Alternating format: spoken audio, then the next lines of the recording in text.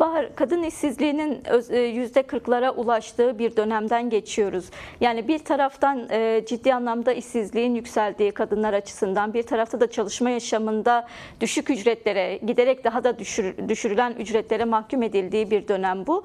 1 Mayıs öncesi ricamız senden, yani şöylesi bir tablo çıkarman, yani kadın emekçiler açısından, kadın işçiler açısından Türkiye'de nasıl bir tablo var?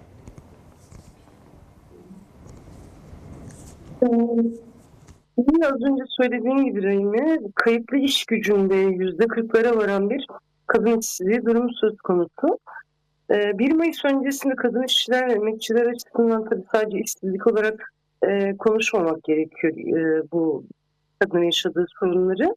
Ama hani şimdi 1 Mayıs'a giderken hangi taleplerle ya da hangi sistemlerle orada olacaklar, biraz ondan bahsedeyim. Aslında çok uzun zamandır genel bir yoksulluk tablosunu konuşurken kadın yoksulluğunun bu yoksulluk tablosunun, yoksulluk araştırmalarının küçük bir kısmında ifade edildi. Bununla ilgili kadın örgütlerinin ve feministlerin yaptığı çalışmalarla ancak gündeme getirilebilen bir konu oluyor. Hatta geçtiğimiz hafta Ekmek ve Gül'ün bir araştırması yayınlandı bu konuda.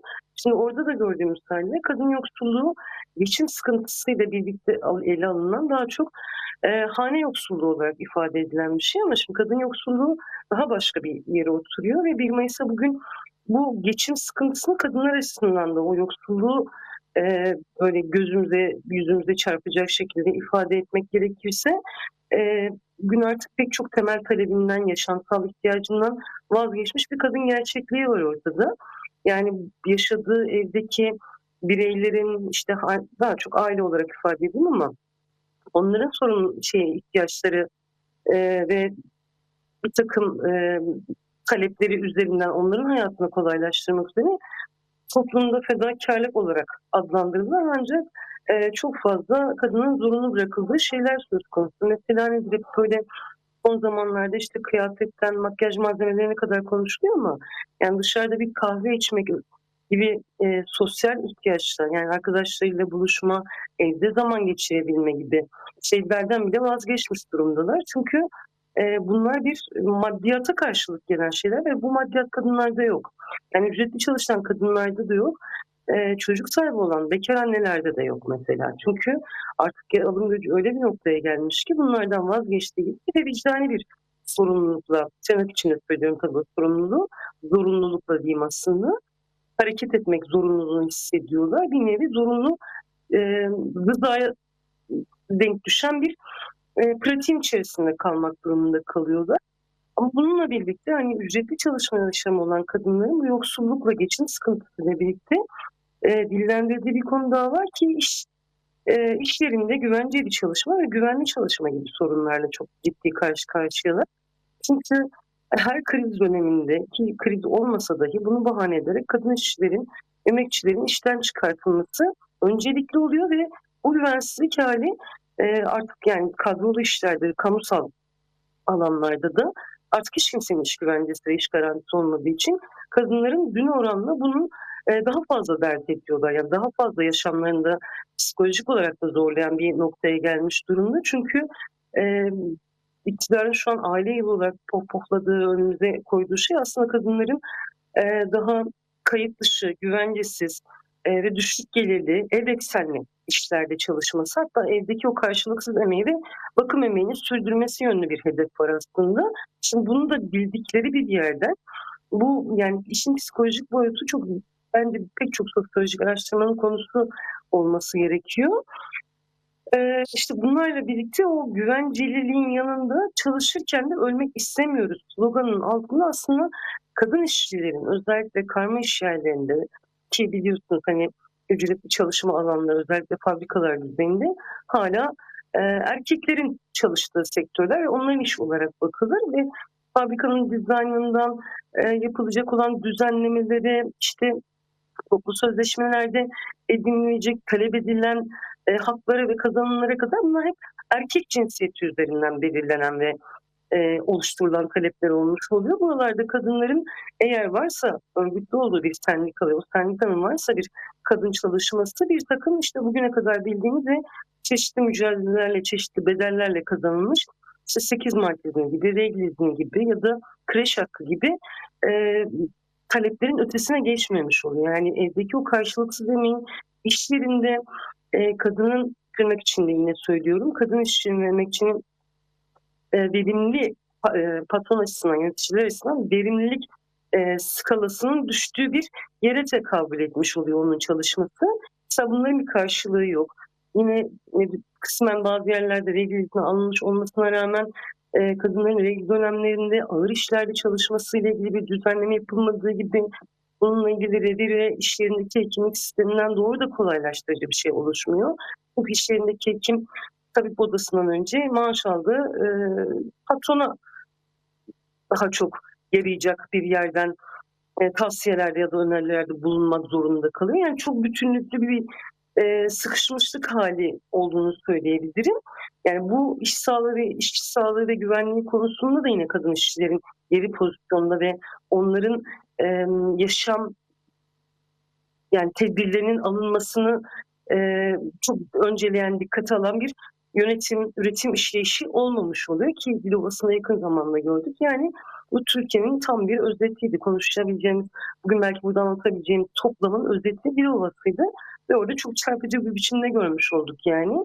Sözde güvenceli ve kayıtlı bir iş yerinde bile sigorta, asgari ücrete dahi erişemiyor kadınlar. Şimdi kayıtlı iş gücü için başka ama kayıtsız ve kocaman, devasa bir kadın işçi ve emekçi açısından da başka bir şey konuşmamız lazım. Yani asgari ücretin düşüklüğünden, yoksulluk ücretinin miktarından bahsederken kadınlar açısından asgari ücrete erişmenin dahi yani buna erişebilmenin dahi müthiş bir kazanım olarak konuşmak gerektiğini düşünüyorum açıkçası ben. Çünkü bir ücret söz konusu, ücretli bir işte çalışan bir kadın bile asgari ücrete ve temel kanundan doğan temel haklara bile sahip olamamasını yaşıyoruz ve çoğunluk böyle yaşıyor. Burada böyle bırakayım, sormak istediğin sorulara devam edeyim ben de. Evet, Bahar, aslında genel tabloyu konuşmuş olduk. Belki biraz burada söylediklerin içerisinde en dikkat çekici olanlardan bir tanesi, belki tekrar altını da çizmek gerekiyor. Gerçekten hala fabrikalar, iş yerleri, buradaki ekipmanlar erkek işçilere göre dizayn ediliyor ve bu da kadınlar üzerinde, kadın sağlığı üzerinde de çok ciddi sorunlara da neden oluyor ve görmezden de gelinen bir alan. Kadın işçi sağlığı ile ilgili hala bir kavramsallaştırma ve düzenleme hala iş kanununda mevcut da değil. Buradan doğru şunu da sormak istiyorum. Yani biraz daha özellikle kadınlar açısından temel sorunlardan bir tanesi erkek şiddeti.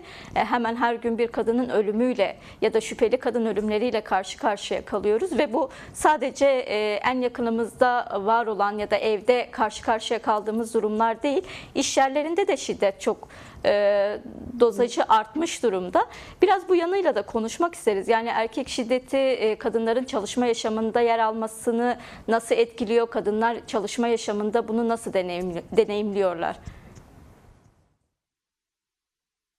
Aslında bu konuda çok anlatabileceğim çok fazla örnek var. Nasıl kısaltabilirim, özetleyebilirim çok bilmemekle birlikte bir yerden şöyle başlayayım diyorum. Mesela yani evde, sokakta, yani daha doğrusu yaşamın bazı alanlarında kadınlar şiddete karşı koruyucu, tedbir alıcı, önleyici mekanizmalara ulaşmak konusunda ya da onları zorlamak konusunda biraz daha bence deneyim kazanmış durumda. Yeterli mi? Değil. Uygulanabiliyor mu, koruyor mu kadınları? Bence kesinlikle değil. Ama erişebilme yollarını öğrenmiş durumda. Ama çalışma alanlarında, ücretli çalışma alanlarında, özellikle fabrikalarda bu konuda erişebilecekleri bir mekanizma yok. Yani evde kocadan uğradığı şiddette gidebileceği şönime gitmek durumunda. Şönimde de aile içi bir mesele olmadığı için mesela 6284 ya da kaldığı yürürlükten kaldırılmadan önce İstanbul Sözleşmesi gibi hükümler uygulanabilir olmasına rağmen mesela buralardan böyle bir yönlendirme olmuyordu kadınlara ve çalıştıkları iş yerinde iş yeri içerisinde herhangi bir çalışma arkadaşından ya da aileden doğru gelen bir şiddetin karşısında kadınlar çaresiz kalıyorlardı ve işsizlikle sınanıyorlar. Yani şöyle bir örnek vereyim. Mesela boşanma sürecindesin. Eşinden şiddet görüyorsun. Mesela varsa eğer bir sendika ya da kurumsal bir iş yeri ise oranın İK'sıyla görüştüğünde kadınların ilk talebi şu oluyordu. Yani beni ya vardiyamı değiştirin ya fabrikanın başka bir tesisine, işletmesine, şubesine gönderin ya da bir süre ücretsiz de olsa izne çıkmak istiyorum. Çünkü ağır şiddete maruz kalıyorum. Eşim ya da boşanmak istediğim kişi ya da ailemdeki şu erkek kişi iş yerimi biliyor ve bana çok rahat ulaşabilir durumda. İşte çok özür dilerim. Uzaklaştırma kararı almış olsa dahi çok pardon. İş yerlerinde uygulanabilir olmuyor. Çünkü çok pardon. Evet. Şimdi e, Bahar, sesimi alabiliyor musun? Geçmiş olsun bu Evet, arada. geliyorsan. Sağ ol. Küçük kutlar. Evet, devam edebilirsin. Aslında biraz çalışma yaşamına, istihdama katılımları da nasıl etkiliyor, o yönleriyle de konuşabiliriz. Ve iş yerlerinde direkt uğradıkları şiddet örnekleri üzerinden de tartışabiliriz. Yani sendikaların aslında yıllardır tartıştığı bir mesele daha var. ILO 190'ın uygulanması, Türkiye'nin bu anlaşmaya taraf olması ve Türkiye'deki iş yerlerinde bunun uygulanması ile ilgili bir tartışma var. Belki kısaca ILO 190 nedir ve neden uygulanması önemli, ona da değinebiliriz. Yani Türkiye henüz bu sözleşmeye ILO 190'a imza atmadığı için uygulanabilir görünmüyor ama bu iş yerlerinde örgütlü olan sendikaların toplu sözleşme maddelerini ekleyerek uygulanabilir hale getirdiği bir sözleşme olabiliyor. Bu sözleşme hükümlerine göre daha iş görüşmesi yaparken dahi o toplumsal cinsiyet eşitsizliğini ortaya çıkaran soruların bir kere baştan sorulmaması ve bu sorulara verilecek cevaplar üzerinden kişinin, kadın işçinin oraya başlayıp başlamamasını bir kere karar altına aldırmaması gerekiyor. Yani şöyle, şimdi iş gücüne katılımın nasıl etkilediğinden bahsettik. Hem erkek şiddetin hem de o cinsiyet eşitsizliğini. Mesela biz kadınlar olarak gidip iş görüşmesi yaptığımızda, hele de bekarsak ya da yeni evliysek bize ilk sorulan sorular evlenmeyi düşünüyor musun? Kaç çocuk yapmayı düşünüyor musun? İşte evdekilere sen mi bakıyorsun? Sen olmayınca kim yapıyor? İşte mesela şunu çok net hatırlıyorum. Fazla mesai sizin evdeki işlerinizi engeller mi? Engellediği durumda evdeki diğer yaşayanlardan, işte kocadan, babadan, anneden nasıl tepki görürsünüz? Ki daha da ileriye giden hani bu şiddete dönüşüyor mu? İşte psikolojik olarak baskıya dönüşüyor mu? Ya bunlardan sana ne diyemiyorsun ve sana ne diyemezken şunu da söyleyemiyorsun. Yani bunu yaşamayan kadın var mı Türkiye'de? Ama orada seni bir sınamaya tabi tutuyor. Senin oradaki refleksinden bir sonuç çıkartmaya çalışıyor ve karşına direkt şu geçiyor. Siz üretim için verimli bir kişi değilsiniz diyor. Nasıl verimli değilsin? Sen hayatı çekip çeviriyorsun.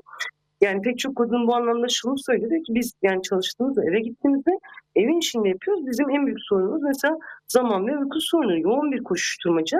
Bu koşuşturmaca içerisinde biz uykusuzlukla sürekli sınanmak durumunda kalıyoruz ve işimizi de gayet iyi yapıyoruz. Bunda bir problem yok ama patronlara bu yetmiyor. Yani senin 24 saatini tamamen kendisine adamanı beklerken üretimin sözde verimliliğine adamanı bekliyor ve bununla ilgili sözlü olarak bile bunu duymaya tahammül ediyor. O yüzden de kadınların ücretli çalışma yaşamında onların hayatını kolaylaştıracak, daha doğrusu bizim hayatımızı kolaylaştıracak, iyileştirecek, bu hayatın yükünü eşit şekilde paylaştırabilecek hiçbir düzenlemeye ya da hiçbir uygulamaya gitmemiş oluyor. Bunu yine senin üstüne yıkmış oluyor. Evdeki karşılıksız emek için de öyle, bakım emeği için de öyle, iş yerindeki üretim koşulları için de böyle. Mesela geçtiğimiz haftaydı sanırım, Birleşik Metal İş Sendikası Kadın Komisyonu bir rapor yayınladı.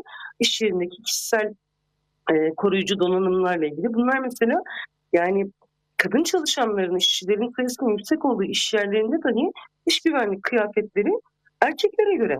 Ekipmanlar eldivenden gözlüğe kadar erkek fiziğine göre tasarlanmış ekipmanlar bunlar. Dolayısıyla ufak yaralanmalardan, basit yaralanmalardan tutalım da işte ölümlü kazalara kadar bu riski en fazla kadınların taşıdığı yönünde. Bunlar raporlarla da ortaya konuyor. Ama bu konuda bir maliyet hesabı çıkıyor karşımıza. Yani bununla idare etmeyi öğrensinler diye bir bakışla karşı karşıya kalınıyor. İşte burada da yani o toplamda konuştuğumuz pek çok şey açığa çıkmış oluyor. Yani sermayenin, iktidarın kadın bakışı, kadın işçiye ya da o kadınlık halleriyle bulunduğu her alandaki bakış açısı idare edecek. Zaten senin yaptığın iş, zaten senin yükümlü olduğun, zorunlu kaldığın iş. Bununla yaşamayı öğreteceksin. Bundan fazlasını istemeyecek. Yani bir birey olarak bile bunu talep etme hakkının önüne geçmiş oluyor. İşte o iş yerlerindeki şiddette de böyle, yani aile meselesi baktığı bir yerde Yani var. işte Aslında buradan uzaklaştırmak doğru veren. şunu da sormak istiyorum. Yani çünkü gerçekten özellikle kadın yoksulluğu, kadınların çalışma yaşamında karşı karşıya kaldığı zorluklar üzerine saatlerce gerçekten konuşmamız gereken konular. Ama bir de bunun karşısında aslında emek örgütlerinin nasıl tutum aldığı da önemli. Yani evet, yani %10'luk bir örgütlenme oranı var çalışan kayıtlı işçi içerisinde, işçiler, emekçiler içerisinde, ama kadınlar açısından bu oran çok çok daha düşük ve bu da bir şekilde aslında emek örgütlerinin, sendikaların, odaların kadının emeğine dair taleplerini de direkt etkiliyor. Belki kısaca biraz da bu konuda sendikaların karnesi nasıl diye sormak isterim. Bu konuda düşüncelerin neler?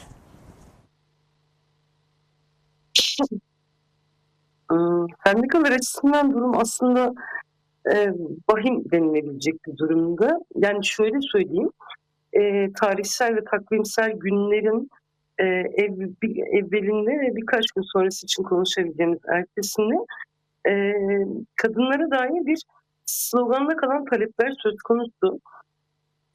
Ama hani hep söyleriz, yani 8 Mart Kadınlar Günü'dür, 9 Mart erkeklerin kadınlara her şeyi yeni baştan dikte etmeye başladıkları gündür falan diye. Öylesi bir pozisyon aslında şey için, emek örgütleri için de. Yani 1 Mayıs öncesinde oluşturulan dövizlere, sloganlara bakıyorum. Böyle somut olarak şu an bir tanesini söyleyemeyeceğim ama o dövizlerdeki talepler, sloganlar oraya yazıldığı haliyle kalıyor genelde. Yani bunun içerisinde çok çok az sendikanın, yani o da kadın komisyonları, işte kadın kolları eliyle böyle toplu sözleşmelere sıkıştırılan maddeler olmanın dışında onların da bir etki gücü olmadığı için, yani iş yerlerinde de sendikaların aslında e, çizgisinde bir kadın perspektifi, bir feminist perspektif olmamış oluyor ve bir dönüşüm söz konusu değil. Yani ücret temelli talepler için bunu erkeklerin de alabileceği bir yerden, temin edebileceği kazanıma, erkekler açısından da kazanıma dönüştürebileceği bir yerden tutuyor ve savunuyor, ama kadınlara dair dediğim gibi ücret temelli bir talep dışında uygulanabilir, iyileştirilebilir, dönüştürülebilir herhangi bir politikayla, bir bakış açısıyla hareket etmiyorlar. Karne onlar açısından bence çok çok kötü. Ha, bunun içerisinde bağımsız sendikaları ayrı bir yerde değerlendiriyorum bu arada. Henüz bir TİS masasına oturma yetkileri olmadığı için bunu belki bir kağıt üzerinde kazanım olarak da ortaya koyamamış olabiliyorlar, ama tabandaki çalışmaları e, kısmen bugüne kadar gelmiş olan konfederasyon düzeyinde olan sendikalardan daha iyi bir noktada olduğunu söyleyebilirim. Yetiyor mu? Yetmiyor elbette. Mesela çok temel bir şey söyleyeyim. Mesela iş yerlerinde şiddete dair sendikaların üye sendikalara üye olan kadın işçilerden doğru onlarca başvuru ve çözümleriyle birlikte onlarca başvuru talep ediyor olmasına rağmen buna dair yapılmış herhangi bir çalışma görmüş değiliz. Az önce mesela bahsettiğim örnekte işte boşanma sürecinde olan bir kadının bir sendika temsilcisine, sendika şubesine gidip kendisinin o iş yerinden ayrılması ya da ekonomik olarak güvenceye kavuşması ya da hayatı yeniden daha uzakta, kimliğini ve adresinin ulaşılamayacağı bir yerde bir hayat kurma çabasına girişmek için işte iş yerindeki kıdem, ihbar ve diğer sosyal haklar olmak üzere bir tazminat talebi kanunda yeri yok diyerek şey yapılabiliyor. Kadın işçi oradan uzaklaştırılabiliyor. Ama aynı sendika Euro 190 imzalansın diye kampanya süreçlerine katılabiliyor ya da bunu destekleyen açıklamalar yapıyor. Kampanya deyince sadece bir sendika geliyor aklıma, da onu kastederek söylemedim. Onun altını çizeyim. Yani bütün sendikalar açısından altını çizmeye çalışmıştım. Yani bu talepleri dikkate almayan ve somut önerileriyle giden kadınları tabanından duymazdan gelerek tabandan kopuk hareket eden sendikaların karnesine maalesef bir not veremeyeceğim. Çok uzatmamak adına bir örnekle sınırlıyorum. Bu konuda yüzlerce örnek bende sabit ve duydukça çözümsüzlük içerisinde kıvrandırdıkça öfkelendiren durumlar yani bunlar.